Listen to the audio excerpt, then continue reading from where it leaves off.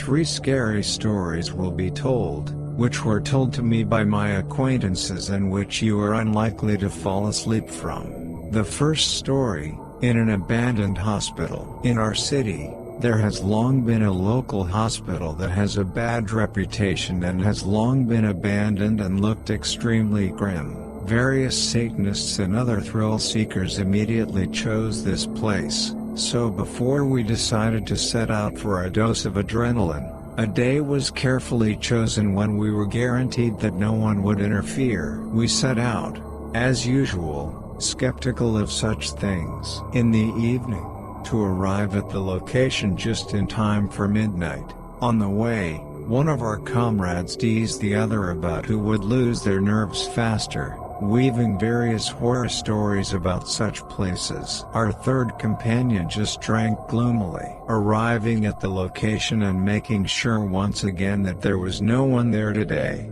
The first thing we did was to explore the first floor. It looked slightly scarier than I had imagined. At the entrance, a kind of reception with broken glass, a collapsed wall on one side, and some rusty structure where the guard once sat. After that is a corridor with graffiti-covered walls, ranging from typical graffiti to satanic symbolism. Around the floor were scattered bull skulls, burnt-out candles, pages from books, several bonfires, and a heap of battered and twisted medical beds piled on top of each other. While we cautiously peered into the first floor room, our companion climbed upstairs, so it turned out that we were left alone on the first floor. We had already started to get used to the surroundings. Our eyes had adapted to the dim light, and the wall paintings no longer sent shivers down our spines. We even began to tease each other again,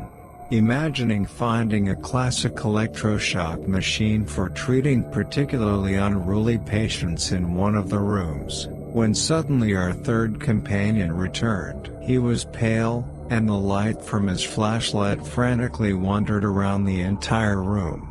So much so that he could not control it. We tried to find out what he had seen that had caused him to be in such a state. He began to babble incoherently about a room, about sounds, about someone definitely being there. Of course, we immediately decided that he had drunk for nothing on the way. Nevertheless, it was decided to go upstairs. First of all, to prove to our third companion, who had initially refused to return there, that there was no one there, and secondly, to give ourselves a thrill. So, having climbed to the second floor, our companion stopped on the stairs and said that he would wait for us there. He pointed us to the door we were looking for. So go there. Let us say there is no one there. Say that it just seemed to me. Of course, the sight of the comrade and the equally gloomy atmosphere of the second floor reduced our courage,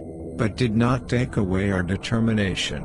Moving towards the desired door, although not as confidently, a few meters under it, we distinctly heard the rustling of cellophane bags. The rustling was jerky, nervous, breaking into a crunch, as if someone was tossing these bags frantically. Standing right behind the door, I imagined what was happening on the other side, as my friend and I stood in the corridor, and there behind the door, in complete darkness, where only a strip of light from our flashlights was visible, someone was scattering packages, as if mocking us. And the most shocking thing was that we heard someone's barely noticeable distant voices, as if someone was whispering something. Listening carefully to these strange sounds, we stood under the door for at least 5 minutes, until my friend grabbed the door handle. He looked at me and then suddenly opened the door,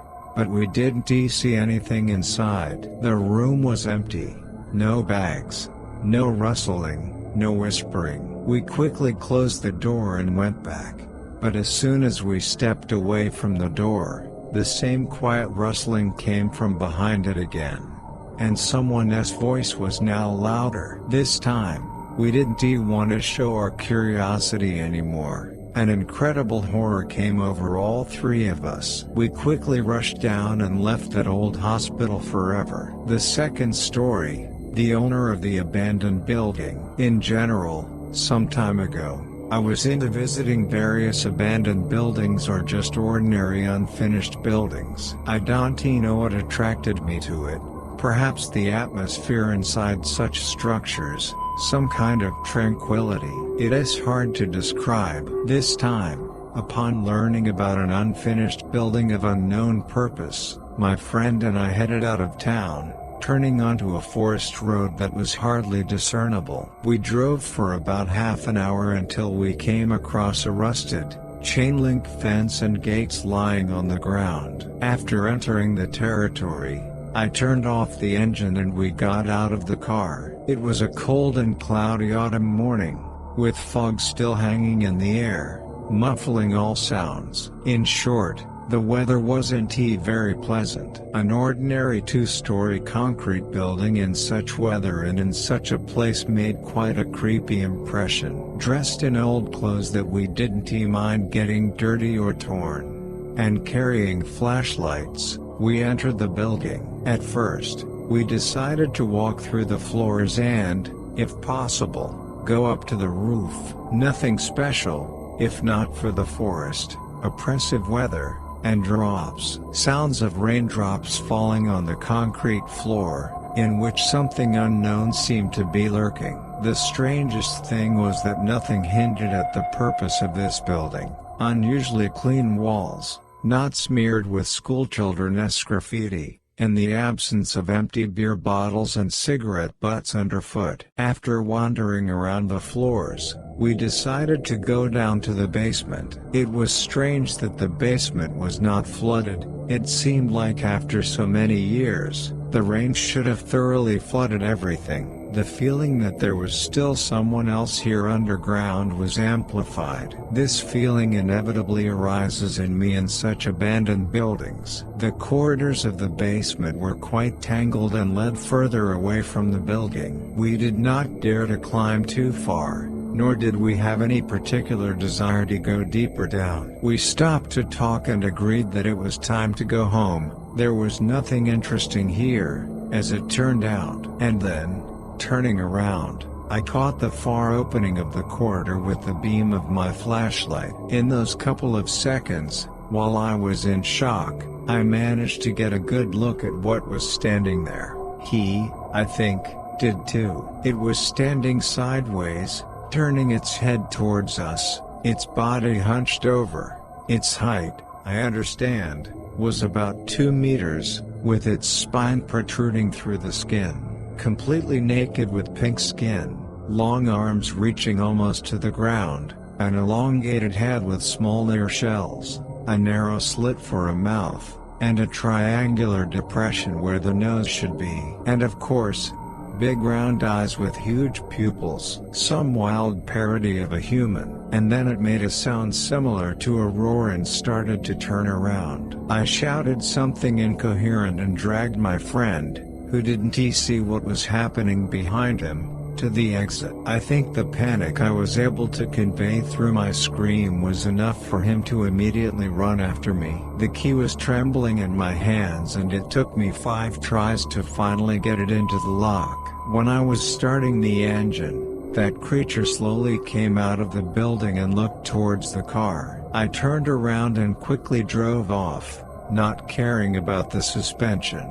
I have never been so panicked while driving before. We drove at maximum speed, which was allowed by my old Opel, until we were far away from that forest, and only then did we stop to calm down and discuss what it could have been. After this incident, both my friend and I lost any desire to wander around similar places. The third story, the apartment with Mystique. My aunt told me this story. She lived with her daughter in a 2-room apartment, and this happened in the early 2000s. In winter, there was some kind of holiday, celebrated at night. It was already late, the guests had dispersed, and they were clearing the table. Suddenly they heard the kitchen window open. The apartment was on the 4th floor, a strong wind was blowing, and footsteps were trampling into the room, straight to the table where the feast was. They could hear it, but they couldn't see anyone. I don't remember exactly why, but my aunt said, "Sit down with us, have a drink." Perhaps she thought it was the house spirit and poured a drink into a glass. Then the table began to shake, dishes started falling to the floor, and her daughter was screaming in fear. My aunt remembered there was holy water in the house, so she grabbed a bottle and started pouring it in all the corners while reciting a prayer. A strong wind blew and it seemed like something was blown out of the window. And then everything went quiet. That's the story from my aunt's words. And now my own memories associated with the same apartment. I was about 5 years old then, and I still remember how scared I was there. My parents and I stayed there overnight twice. The first time, they put me to bed in the bedroom while the adults were still out. The bed I slept on was an old, iron one, and then I felt it shaking, like it was a cradle. It got stronger and stronger with each passing moment. I was so scared, calling for my mom, but they couldn't hear me. I summoned up my courage, quickly jumped off the bed, and ran out of the room. In the winter there was some kind of holiday, celebrated at night. It was already late. The guests had left and they were clearing the table. Suddenly they heard the window in the kitchen open. The apartment was on the 4th floor, a strong wind was blowing, and footsteps were coming into the room, straight to the table where the feast was. They could hear it, but they didn't see anyone. I don't remember exactly why, but my aunt said, "Sit down with us and have a drink." She apparently thought it was the house spirit and poured a drink into a glass. Then the table started shaking. Dishes began to fall on the floor. The daughter screamed. It was scary. Then my aunt remembered that there was holy water in the house, grabbed a bottle and started pouring water into all the corners, reciting a prayer, and a strong wind blew, as if something had been blown out of the window. And then everything quieted down. That's the story as my aunt told it. And now my memories associated with the same apartment. I was about 5 years old at the time. I still remember how scared I was there. My parents and I stayed there overnight twice. The first time they put me to bed in the bedroom, while the adults were still out. The bed I slept on was iron and old. And then I felt it shaking, as if someone was rocking it like a cradle. And it was getting stronger and stronger each time. I was very scared then, lying there, calling my mom, but they didn't hear me. I summoned my courage, quickly got off the bed and ran out of the room. I called my mom and dad, told them everything, but of course, no one believed me. They did look under the bed, and said, "There's no one there." They put me back in bed and left. The bed began to shake again. But this time it was gentle. It rocked me to sleep, and as a child, I fell asleep.